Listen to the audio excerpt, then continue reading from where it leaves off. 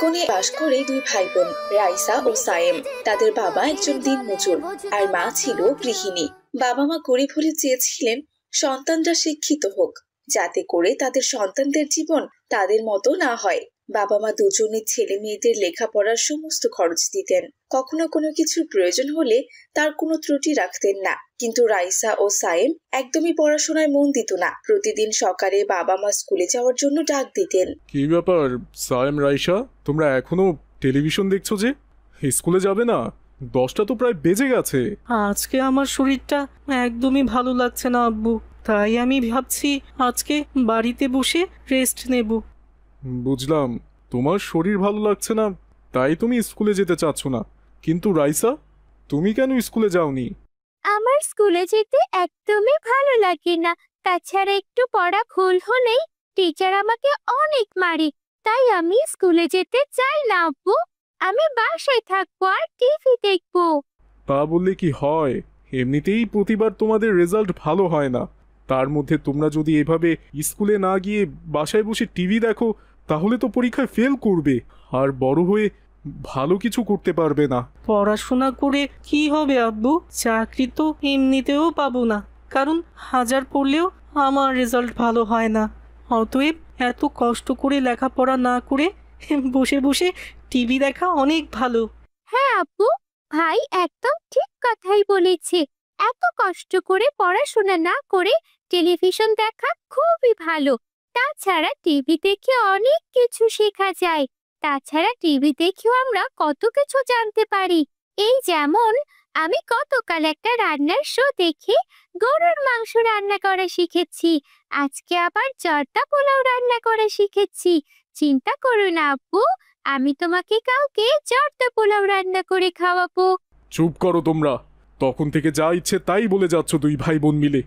একবারও কি ভেবে দেখেছো তোমাদের দুজনের স্কুলের বেতন, পরীক্ষার ফি, খাতা কলম, প্রাইভেটের বেতন এসব কিছু দিতে আমার কতটা কষ্ট হয়? আমার কথা না হয় নাই ভাবলে, নিজেদের জীবনের কথা তো ভাববে, তাই না? বড় হয়ে কি করবে তোমরা? সারা জীবন তো আর আমি বেঁচে থাকবো না যে তোমাদের এভাবে আমি রোজগার করে খাওয়াবো। আব্দুল্লাহ ভাইয়ার মেয়ে জান্নাতুলকে দেখি সকালবেলা উঠে মক্তবে যায়, মক্তব থেকে এসে ওর মায়ের সাথে হাতে হাতে কাজ করে, নিজের স্কুলের টিফিন নিজে জোগাড় করে নিয়ে যায় আর সারাদিন পড়াশোনা নিয়ে ব্যস্ত থাকে। তাকে আমি কখনো টিভি দেখতে দেখি না বা খেলাধুলাও করতে দেখি না। সে বাবা মায়ের সমস্ত কথা মেনে চলে। আর তোমরা? এসব কথা বলে রহিম মিয়া সেখান থেকে চলে যান। এদিকে সায়েম আর রাইসা যেন তাদের বাবার কোনো কথাই শোনেনি এমন ভাব করে টেলিভিশন দেখতে থাকে। তারা দু ভাই বোন বাবা মার কথা শুনতেই চাইতো না। তারা বনে বনে ঘুরে বেড়াতো, মাঠে লুকোচুরি খেলতো। এভাবেই দিন চলছিল তাদের। সামনে যে আমাদের পরীক্ষা, আমাদের তো এবার পড়তে বসতে হবে রাইসা। পরীক্ষায় ফেল করলে তো আব্বু বাড়ি থেকে বের করে দেবেন। তোমাকে তো বের করে দেবেন বলেছে, আর আমাকে তো বলেছে পরীক্ষায় ফেল করলে বিয়ে দিয়ে দেবে। ভাইয়া, ও ভাইয়া, আমি বিয়ে করতে চাই না ভাইয়া। এবার আমি কি করব বলো তো? কি আর করবি, বিয়ে করতে না চাইলে ভালোই ভালোই পড়তে বস। এরপর তারা দু ভাই বোন পরীক্ষার কয়েকদিন আগে থেকে পড়াশোনা করা শুরু করে দেয়। তাদের পরীক্ষা শুরু হলো। এই জান্নাতুল, 1 নাম্বারটা কি লিখেছিস? আমাকে দেখো না রাইসা, তুমি যেটা পারবে সেটা লিখতে থাকো, আর যেটা পারবে না সেখানে ফাঁকা রাখো। আমি শেষের দিকে তোমাকে বলে দেব, কিন্তু এখন আমাকে লিখতে দাও। তাছাড়া আমি যদি তোমাকে এখন বলতে যাই, স্যার আমার খাতা নিয়ে নেবেন। ওদিকে সাইমেরও একই অবস্থা। সে অনেকের কাছে সাহায্য চায়, কিন্তু কেউ তাকে সাহায্য করে না। সবাই নিজেদের মতো পরীক্ষার খাতায় লিখতে থাকে। এভাবে প্রতিটা পরীক্ষায় সাইম এবং রাইসা দুই ভাই বোনই খাতা প্রায় ফাঁকা রেখেই স্কুল থেকে ফিরে এলো। তারা দুজন বাড়িতে এসে গল্প করতে লাগলো। আমার পরীক্ষা খুব খারাপ হয়েছে ভাইয়া। আমি তো একটা প্রশ্ন লিখে পুরো খাতাটাই ফাঁকা রেখে চলে এসেছি। এবার আমি নির্ঘাত ফেল করব, আর বাবা আমার বিয়ে দিয়ে দেবেন। আরে ধুর, তুই তো ছোট মানুষ, মাত্র ক্লাস 6-এ পড়িস। এত অল্প বয়সে কি আর বাবা তোকে বিয়ে দিয়ে দেবে? এইসব তো তোকে ভয় দেখাচ্ছিল যাতে করে তুই পড়তে বসিস, কিন্তু আমাকে তো ভয় দেখায়নি। আমি ফেল করলে আমাকে সত্যি সত্যি বাড়ি থেকে বের করে দেবেন। তাদের মা রেহানা এসব কথা শুনে ফেলেন আর রাগ করে বলেন, দু ভাই বোনের শুধু দুষ্টুমি করা, একজন ফেল করলেই হয়েছে, দুটো কি বাড়ি ছাড়া করব? বারবার করে বলেছি, বাবা মা তোমরা স্কুল মিস করো না, টিচাররা কি পড়ায় কি হোমওয়ার্ক দেয় সেগুলো মনোযোগ দিয়ে পড়ো দেখো, অথচ তোমরা ভুল করেও স্কুলে যাও না, সারাদিন মাঠে খেলাধুলা করো আর সন্ধ্যা হলে বাড়িতে এসে টিভি নিয়ে বসো। এছাড়া তোমাদের দু ভাই বোনের কি কোনো কাজ নেই নাকি? তোমরা কেন বুঝতে পারো না? এমন করলে তোমাদের নিজেদের ভবিষ্যৎ নষ্ট হয়ে যাবে। লেখাপড়া না করলে মানুষ তোমাদের সম্মান করবে না, পরীক্ষায় ফেল করলে সবাই যে তোমাদেরকে নিয়ে হাসাহাসি করবে, তখন কি তোমাদের আর স্কুলে যেতে ইচ্ছে করবে বলো তো? মা, তুমি কিন্তু আমাদের ভুল বুঝছো। টিচার সাজেশন না দিলে আমরা কি করব? কি করবে মানে? টিচার কি তোমাদের বাড়িতে এসে সাজেশন দিয়ে যাবে নাকি? স্কুলে যেতে পারো না? আজকে আসুক তোমাদের বাবা, আমি আর এ নিয়ে কোনো কথাই বলবো না। দূর বাবা, এত টেনশন নিতে পারবো না আমি। যতটুকু লিখেছি আমার মনে হয় ততটুকুতে টেনে টুনে 33 পেয়েই যাবো। কোনো রকম পাশ করতে পারলেই হলো। এরপর থেকে রোজ স্কুলে যেতে হবে, নইলে আরো পিছিয়ে যাব। ভাইয়া, আমার মনে হয় এবার আমাদের একটু বোঝা উচিত। রাইসার কথায় সায়েম চুপ হয়ে যায়।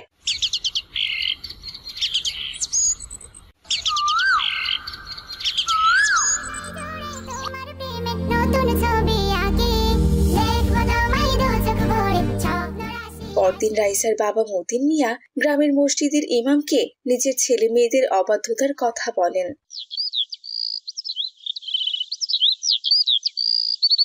আর সেদিন বিকেল বেলা ইমাম সাহেব তাদের বাড়িতে এলেন। রাইসা, সায়েম, আমি শুনেছি তোমরা দুই ভাই বোন নাকি সারাদিন শুয়ে বসে টেলিভিশন দেখো, তোমরা কেউ নাকি স্কুলে যেতে চাও না। তোমরা কি জানো ইসলামিক জ্ঞান অর্জনকে কতটা গুরুত্ব দিয়েছে? হাদিসে এসেছে বিদ্যা অর্জন করা প্রত্যেক মুসলিম নর ও নারীর উপর ফরজ, আর তোমরা সেই বিদ্যাকে এভাবে অবহেলা করছো। তার উপর বাবা মার কোনো কথা শোনো না। তোমরা কি জানো বাবা মা বদদোয়া দিলে তোমাদের জীবন নিমিষেই শেষ হয়ে যাবে?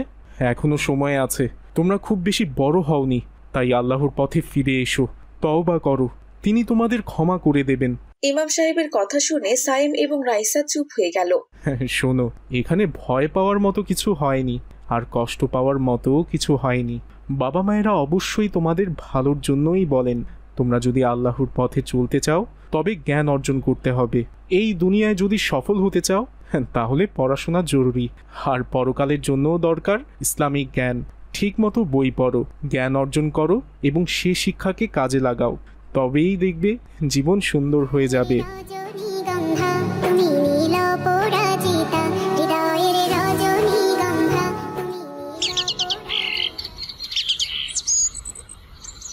সেই রাতেই রাইসা ও সায়েম ভাবতে লাগলো, ইমাম সাহেব ঠিকই বলেছেন, আমরা অনেক সময় নষ্ট করেছি, তবে আর নয়। এখন থেকে আমরা রোজ স্কুলে যাব আর বাবা মার কথাও শুনবো। হ্যাঁ ভাইয়া, তুমি একদম ঠিক কথা বলেছ।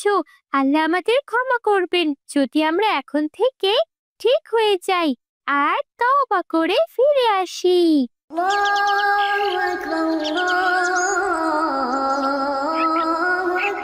পরদিন তারা সকালে অজু করলো, ফজরের নামাজ পড়লো এবং কোরআন তিলাওয়াত করলো। তারপর নাস্তা করে স্কুলে যাওয়ার প্রস্তুতি নিল।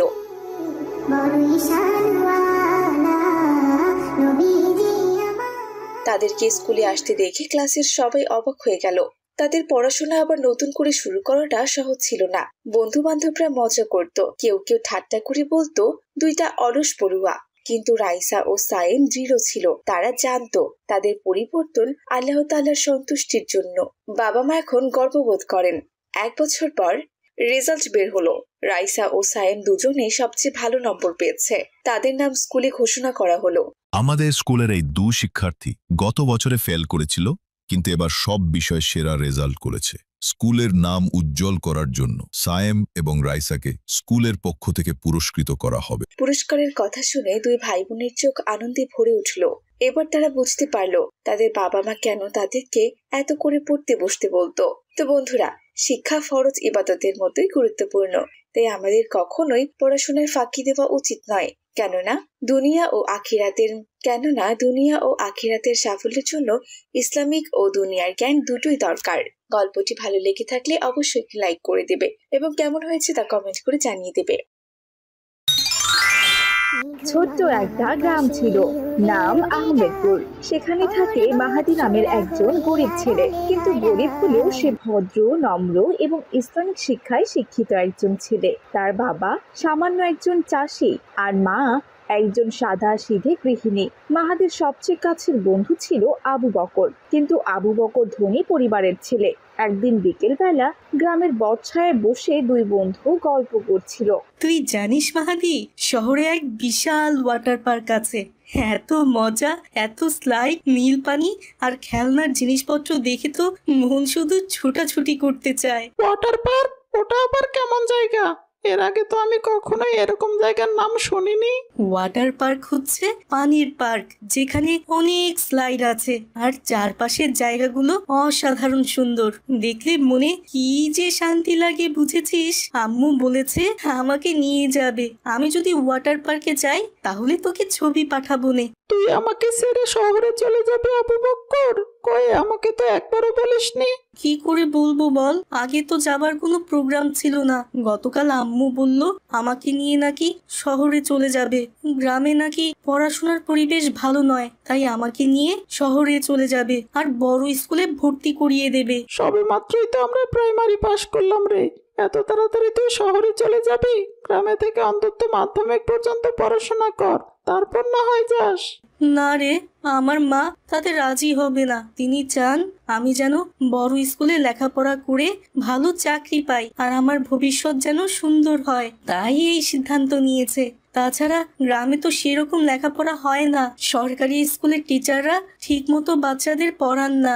যতটুকু ভালো রেজাল্ট বাচ্চারা করে সবই তো প্রাইভেট কোচিং পড়ে। আর সরকারি স্কুলের টিচাররা তো নিজেদের বাচ্চাদের বেসরকারি স্কুলে পড়ায়। ওই স্কুলগুলো ইংলিশ মিডিয়াম এবং বেশ উচ্চমানের। এইসব চিন্তা করেই বাবা মা দুজনেই শহরে যেতে চায়। তুই শহরে গিয়ে বড় স্কুলে পড়লে তো আমাকে ভুলে যাবি।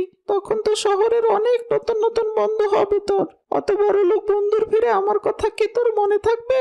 কি যে বলিস না বন্ধু, কেন মনে থাকবে না? সত্যিকারের বন্ধু কখনো ভুলে যায় না। তাছাড়া আমি শহরে গেলেই কি আর শহরের ছেলেদের মতো হয়ে যাব বল? কখনোই না। তুই আর আমি দিনী ভাই, ছোট থেকে একসাথে বড় হয়েছি আমরা, একসাথে মাদ্রাসায় পড়েছি, খেলাধুলা করেছি, কত সুন্দর স্মৃতি আমাদের। এসব কিছু কি আর কখনো ভুলে থাকা সম্ভব? একদম চিন্তা করিস না, আমি শহরে গিয়ে তোকে রোজ ফোন করব ইনশাআল্লাহ।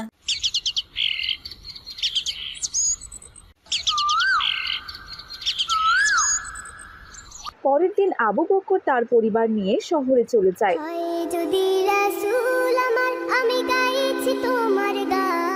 আবু বকর শহরে গিয়ে নতুন স্কুলে ভর্তি হয়। এখন তার অনেক নতুন বন্ধু হয়েছে। এভাবেই তাদের সময় যাচ্ছিল। গ্রাম থেকে আসার প্রায় এক সপ্তাহ হয়ে গেল, কিন্তু আবু বকর এখনো মাহাদিকে একটা ফোনও করেনি। যা ভেবেছিলাম তাই হয়েছে। আবু বকর শহরে গিয়ে আমাকে ভুলে গেছে।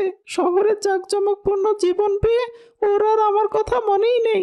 বলেছিল আমাকে রোজ ফোন করবে, অথচ 7 দিন কেটে গেল, একটা বারও ফোন করেনি। বাবা মাহাদি, চল তো বাবা, জমিতে যাই, ফসলগুলোর কি অবস্থা দেখে আসি, তাড়াতাড়ি চল। এরপর মাহাদি তার বাবার সাথে ফসলের জমিতে চলে যায়। তার বাবা রশিদ মিয়া ফসলের জমি পর্যবেক্ষণ করছিলেন, আর তখনই হঠাৎ তার বাবার ফোনে আবু বকরের কল আসে। মাহাদি, তাড়াতাড়ি আই বাবা, আবু বকর ফোন দিয়েছে।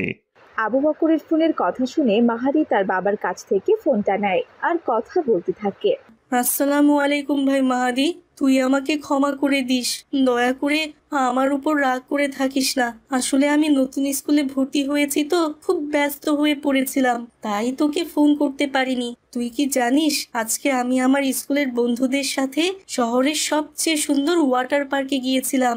সেখানে আমরা অনেক সুন্দর মুহূর্ত কাটিয়েছি, অনেক আনন্দ করেছি। আমি কথা বলা শেষ করে তোকে ওয়াটার পার্কে সেই ভিডিও পাঠিয়ে দিচ্ছি, তুই নিজেই দেখে নিস। ঠিক আছে বন্ধু, তাই হবে। এখন বল, শহরে তোর জীবন কেমন কাটছে? এভাবে বেশ কিছুক্ষণ আবু বকর মাহাদির সাথে গল্প করে। কথা বলা শেষ হলে আবু বকর মাহাদিকে ওয়াটার পার্কের একটি ভিডিও পাঠিয়ে দেয়। মাহাদি সেই সব দেখে মুগ্ধ হয়ে যায়। মাশাল্লাহ, কি সুন্দর জায়গা, আমিও যাব সেখানে। আমাদের গ্রামে তো কিছুই নেই, অথচ শহরে কত সুন্দর সুন্দর জায়গা। আমিও আবু বকরের মতো শহরে যেতে চাই। বাবা মাহাদি, বাড়িতে গিয়ে কোদালটা নিয়ে আয় তো বাবা। আমি পারবো না, তুমি গিয়ে নিয়ে এসো। আমাকে কোনো কাজের কথা বলো না তো বাবা। ছেলের মুখে এমন কথা শুনে রশিদ মিয়া অনেক অবাক হয়ে যায়, কারণ এর আগে মাহাদি কখনোই এভাবে তার সাথে কথা বলেনি। বাবা, আমি আর এই অজো পাড়াগা গ্রামে থাকতে চাই না, আমি শহরের ওয়াটার পার্কে যাব। টাকা দাও আমাকে। বাবারে, কেন এমন জেদ করছিস বলতো? তুই তো আমাদের অবস্থা জানিস। এই মুহূর্তে তোকে শহরে নিয়ে যাওয়া আর ওখানে থাকা খাওয়ার ব্যবস্থা করা আমার পক্ষে অসম্ভব। সবকিছু তোমাদের কাছে অসম্ভব। তোমরা তো কখনোই আমার কোনো খুশির দিকে খেয়াল রাখো না। এরকম জীবন আমি কখনোই চাই না। তারপর সে তার বাবা এবং মাকে অনেক কটু কথা বলে বসে, তার ঘরের জিনিসপত্র ছুঁড়ে ফেলে। মা কাঁদে আর দোয়া করে ছেলের জন্য। হে আল্লাহ, আমার শান্তশিষ্ট ছেলেটা এরকম বদমেজাজে কি করে হয়ে গেল? ও তো এর আগে কখনো এরকম তো ছিল না। আপনি আমার ছেলেকে হিদায়েত করে দিন। পরের দিন সকাল থেকে মাহাদি আর কারো সঙ্গে কোনো কথা বলে না। সে রাগে দুঃখে মুখ ভার করে বসে থাকে, নামাজ পড়ে না, কোরআনও ছোঁয় না, শুধু মন খারাপ করে বসেই থাকে। রশিদ মিয়া এসব কথা আবু বকরকে ফোন করে জানায়। পরের দিন বিকেল বেলা আবু বকর কিরে, মন খারাপ? অবশ্য তোর মন খারাপের জন্য আমিই দায়ী। আচ্ছা, তুই এমন করছিস কেন? আমি কি তোকে বলেছি ওয়াটার পার্কে যাওয়া ফরজ? আমি জানি ফরজ নয়, কিন্তু আমারও তো আলোয় ঝলমলে শহর দেখতে ইচ্ছে করে, তোর মতো ওয়াটার পার্কে খেলতে ইচ্ছে করে। তুই আমার কষ্টটা বুঝবি না, কারণ তুই তো বড় লোক। মাহাদির এমন কথায় আবু বকর আর কিছুই বলে না। সেদিন রাতে মাহাদির বাবা তাকে জোর করে নিয়ে যায় মসজিদে খুতবা শুনতে। খুতবায় ইমাম সাহেব বলছিলেন, আজকে দেখি অনেক বাচ্চারা এখানে উপস্থিত হয়েছে। শোনো বাচ্চারা, এই দুনিয়া কোনো খেলনা নয়। এখানে সবকিছুই পরীক্ষার অংশ। গরিব হলে ধৈর্য দেখাও, ধনী হলে দান করো, এতেই তোমাদের জন্য মঙ্গল রয়েছে। তাছাড়া নবীজি সাল্লাল্লাহু আলাইহি ওয়াসাল্লাম বলেছেন, গরিব হওয়া লজ্জার নয়, বরং ধৈর্যশীল গরিবরা জান্নাতের সেরা বাসিন্দা। আল্লাহ তাআলা গরিব বান্দাদের ভালোবাসেন। তিনি কাউকে গরিব বানিয়েছেন নিজ ইচ্ছায়, আবার তিনি চাইলে তাকে ধনী বানিয়েও দিতে পারেন। এটা তার কাছে কোনো ব্যাপার নয়, কিন্তু আমাদের সব পরিস্থিতিতে সন্তুষ্ট থাকতে হবে। শয়তানের ধোকায় পড়া যাবে না। শয়তানের সবচেয়ে বড় ধোকা হচ্ছে রাগ। যখনই তোমাদের রাগ উঠবে, তোমরা আল্লাহর নাম নেবে, কারণ শয়তান আমাদের মাথায় নানানভাবে কুমন্ত্রণা দেয়। আল্লাহ তাআলা আমাদের এসব কিছু বোঝার তৌফিক দান করুক, আমিন। ইমাম সাহেবের কথা শুনে মাহাদি মুগ্ধ হয়ে যায়। আমি কি করছি? আমার মা বাবা আমাকে অনেক ভালোবাসে, আমি তাদের সাথে খারাপ ব্যবহার করেছি। এত বড় ভুল আমি কি করে করতে পারলাম?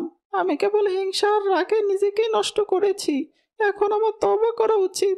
বাবা মা আমার উপর রাগ করে থাকলে আল্লাহ তাআলা আমাকে ক্ষমা করবেন না।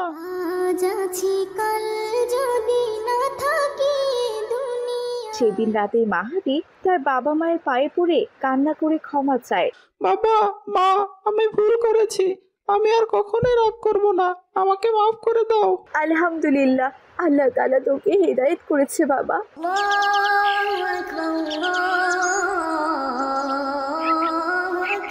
পরদিন মাহাদি ফজরের নামাজ পড়ে কোরআন তিলাওয়াত করে। তার মুখে হাসি ছিল।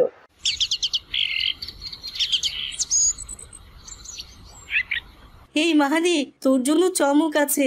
আমি তোকে ওয়াটার পার্কে নিয়ে যাব। আসলে এখন আমার সেই ইচ্ছা নেই ভাই। আমি এখন বুঝেছি সত্যিকারের আনন্দ আল্লাহর ইবাদতে আর বাবা মার ভালোবাসায়। আমি আমার পরিবারকে ছেড়ে কোথাও যাব না। তোর কি যে বলিস, তোকে তো একবারে যেতে বলছি না, তুই আমার বন্ধু। এবার আমরা দুইজন একসাথে যাব ইনশাল্লাহ। আর সব খরচ আম্মু দিবে। আমাকে তো আম্মুই পাঠিয়েছে, বলেছে তোকে নিয়ে যেতে। এরপর মাহাদি আবু বকরের সাথে শহরে যায় আর দুই বন্ধু একসাথে ওয়াটার পার্কের স্লাইডে উঠে খেলা করে। এভাবে আল্লাহ তাআলা গরিবের ওয়াটার পার্ক দেখার ইচ্ছা পূরণ করে দেন। তো ছোট্ট বন্ধুরা, আমাদের আজকের এই গল্পটি তোমাদের কাছে কেমন লেগেছে? ভালো লেগে থাকলে অবশ্যই একটি লাইক করে দেবে। আর তোমরা কি কোথা থেকে দেখছো তা অবশ্যই কমেন্ট করে জানিয়ে দেবে। ছোট্ট একটা গ্রাম, নদীর পাড়, সবুজে ঘেরা। গ্রামের নাম ছিল কাশিমপুর। সে গ্রামে জান্নাতুল সাইম ও মিলি নামে তিন বন্ধু থাকতো। তারা সব সময় খুবই খুশি থাকতো। স্কুলে যেত, মসজিদে নামাজ পড়তো, আর বিকেলে মাঠে খেলা করত। জান্নাতুল ছিল সবার চেয়ে শান্ত, আর সায়েম সবসময় নতুন কিছু বানাতে চাইতো। আর মিলি ছিল সাহসী ও দয়ালু। তারা তিনজন সবকিছুই একসাথে করত। একদিন স্কুলে যাওয়ার সময় এই দেখ দেখ রাইসা, আজকে আবার মিলি হিজাব পরে আসেনি। প্রতিদিনই তো হিজাব পরে আসে, আজকে আবার হিজাব ছাড়াই ঢং করে এসেছে। নিজেকেও বিশ্ব সুন্দরী ভাবে নাকি? তুই যেন আমাকে কি বলছিলি? আমি নিজেকে বিশ্ব সুন্দরী ভাবি, তাই না? তোকে কি আমি কোনোদিনও বলেছি যে আমি নিজেকে বিশ্ব সুন্দরী ভাবি? আমার ব্যাপারে নাক গলাতে তোকে কে বলেছে? হ্যাঁ, মানুষের সমস্যা থাকতেই পারে, কোনো কিছু না জেনে শুনে কথা বলাটা একদম উচিত নয়, বুঝেছিস? ইচ্ছে করছে এক্ষুনি তোর নাকটা ফাটিয়ে দেই, কিন্তু স্কুলে আছি বলে কিছু বললাম না। তোকে যদি আজকে খেলার মাঠে পেয়েছি রে টুম্পা, তাহলে যে তোর কি হাল হবে তা তো তুই নিজেও ভাবতে পারছিস না। যত বড় মুখ নয় তত বড় কথা। 100 বার যাবো খেলার মাঠে, দেখি তুই কি করতে পারিস। এই টুম্পা, কি হচ্ছেটা কি? কি শুরু করেছিস তোরা বলতো? আর মিলি, তুই ওর সাথে যেচে ঝগড়া করতে গেলি কেন? ওর সাথে যেচে ঝগড়া করতে আমার বয়ে গেছে। আমি তো ওর সাথে কথাই বলতে চাই না, অসভ্য মেয়ে একটা। ওই তো আমার নামে গিবত করছিল রাইসার কাছে। তুই কি ভেবেছিস টুম্পা আমি কিছু শুনতে পাইনি? মিলির কান্না খুব পাতলা, বুঝেছিস? 1 কিলোমিটার দূর থেকে মিলি সব কিছু শুনতে পায়। হয়েছে হয়েছে, এবার তুই থাম মিলি। আর টুম্পা, রাইসা, তোরা কি বলতো এখানে দাঁড়িয়ে দাঁড়িয়ে অন্যের নামে গিবত করছিস কেন? তোরা জানিস না গিবত করা খুব খারাপ কাজ? তোরা নিজেদের মধ্যে গিবত না করে মিলিকেই জিজ্ঞাসা করতে পারতি ও কেন হিজাব পরেনি। আর এই মিলি, তুই আজকে হিজাব পরিসনি কেন বলতো? হিজাব কি আর আমি ইচ্ছে করে পরিনি? কদিন যা গরম গেল মাথার উপর দিয়ে, বাবারে বাবা, এই গরমে হিজাব পরে থাকতে থাকতে মাথায় ছোট ছোট কি যেন উঠেছে, মশার কামড়ের মতো গোল গোল আর চাকা হয়ে গেছে। জানিস না তো খুব ব্যথা করে। আমি আমার মাকে দেখালাম, আর আমার মা বলল এগুলো নাকি বিস্ফোরা। পরে মা সহ ডাক্তারের কাছে গিয়ে ওষুধ নিয়ে আসলাম। ডাক্তার আঙ্কেল আমাকে অনেক ওষুধ দিয়েছে আর বলেছে এগুলো ভালো না হওয়া অবধি হিজাব পরা যাবে না। এবার শুনলে তো তোমরা, মিলি অসুস্থ, তাই হিজাব পরে আসেনি ও। আর তোমরা দুইজন ওর নামে বাজে বাজে কথা বলছিলে, তাই না? আমি তো কিছু বলিনি রে সায়েম, টুম্পাই আমাকে এসব বলছিল। যাই হোক, সরি মিলি, আমি না বুঝে তোমাকে ইনসাল্ট করে কথা বলেছি, আমাকে ক্ষমা করে দাও। হ্যাঁ মিলি, কোনো কিছু না জেনে কারো ব্যাপারে এভাবে কথা বলাটা একেবারে উচিত নয়। আমি দুঃখিত। এরপর মিলি সবাইকে ক্ষমা করে দেয়, আর সবাই মিলে ক্লাসে চলে যায়। তারা মন দিয়ে ক্লাস করতে থাকে। হুট করে সবাই খেয়াল করলো বৃষ্টি পড়তে আরম্ভ করেছে। বাধ্য হয়ে সবাই ছুটির আগেই যার যার বাড়ির পথে রওনা হলো।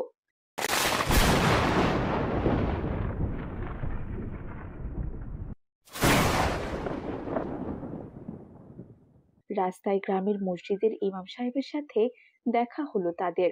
তিনি বললেন, বাচ্চারা, খুব জোরে বৃষ্টি হচ্ছে।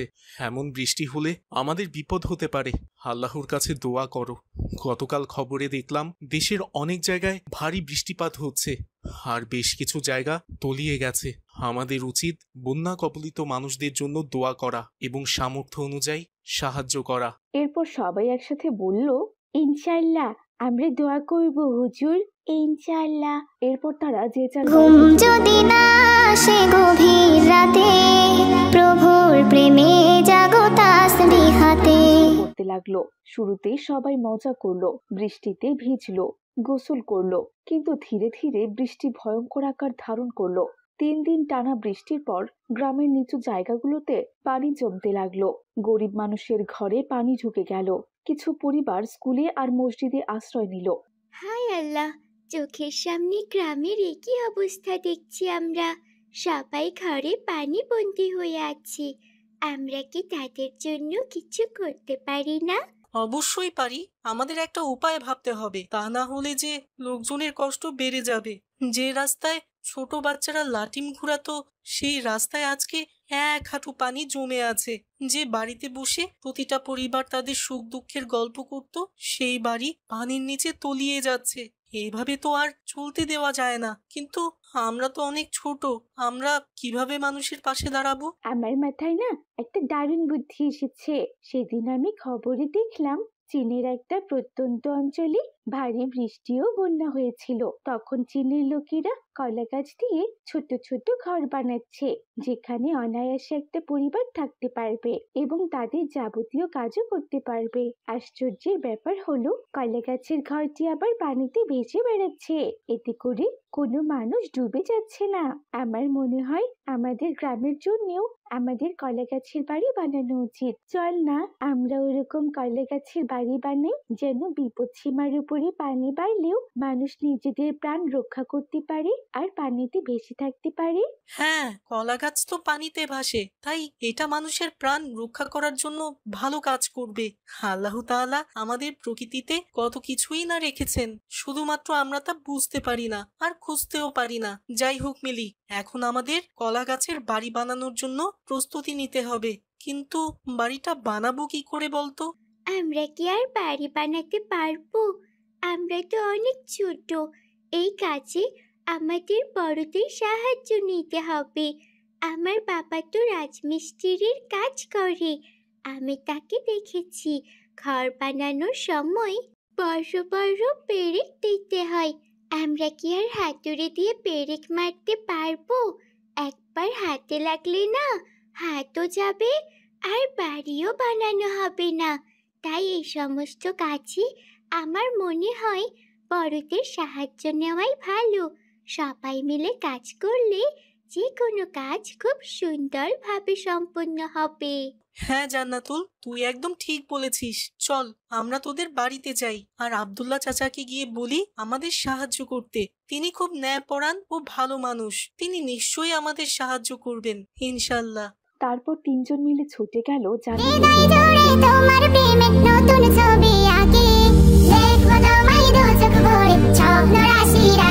কথা খুলে বলল আব্দুল্লাহকে। আব্দুল্লাহ মনোযোগ দিয়ে সব শুনলেন, তারপর মুচকি হেসে কাজ করে দেওয়ার জন্য রাজি হলেন। তারপর শুরু হলো তাদের চমকপ্রদ কাজ। তারা জোগাড় করলো কলা গাছের মোটা মোটা থোড়, কিছু শুকনো বাঁশ আর বড় বড় পলিথিন। ঘরটির ছাউনিতে ব্যবহার করা হলো সবুজ কলা পাতা, যেটা পেরেক দিয়ে ভালো করে আটকে দিল তারা। মাশাআল্লাহ, ঘরটি দেখতে কত সুন্দর লাগছে। দেখে মনে হচ্ছে না এটা কলা গাছের বাড়ি। সবকিছু একদম রূপকথার মতো লাগছে। এই, তোদের মনে আছে আমরা যখন আরো ছোট ছিলাম তখন এরকম কলা পাতার ঘরে বসে পিকনিক খেতাম? হ্যাঁ, অনেক মজা হতো। তানিয়া আপু আমাদের সবাইকে এক করে পিকনিকের আয়োজন করত। আপুর বিয়ে হওয়ার পর তো আর পিকনিক খাওয়াই হয়নি। এখন ছাড়ো সব কথা, চল হুজুরকে ডেকে নিয়ে আসি। তিনি তো আমাদের সব কাজে সাহায্য করেন। তার সাথে থাকলে আমাদের কাজ আরো সহজ হয়ে যাবে। এরপর তারা মসজিদের হুজুরের কাছে গেল এবং তার কাছ থেকে অনুমতি নিল।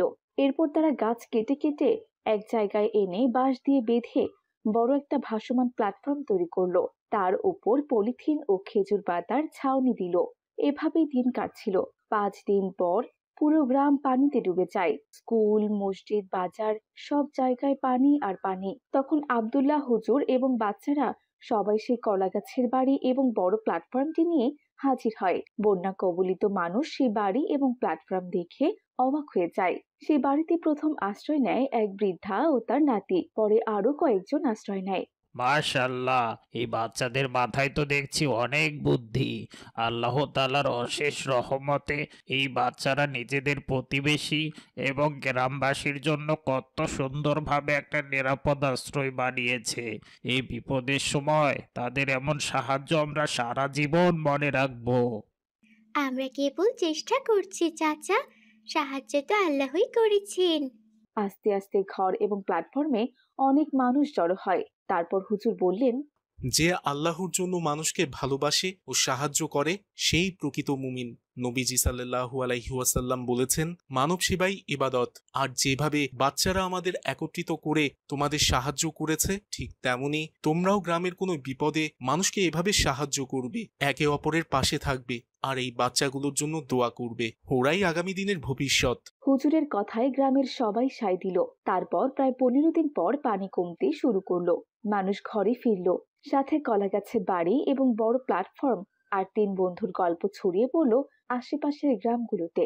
তো বন্ধুরা, দেখলে তো বিপদের সময় ধৈর্য ও বুদ্ধি দিয়ে কাজ করতে হয়। ইচ্ছে শক্তি থাকলে ছোটরাও বড় কাজ করতে পারে এবং মানুষকে সাহায্য করতে পারে। আমাদের সবসময় মনে রাখতে হবে মানব সেবাই প্রকৃত ইবাদত এবং আল্লাহর উপর ভরসা করাই সবচেয়ে বড় শক্তি।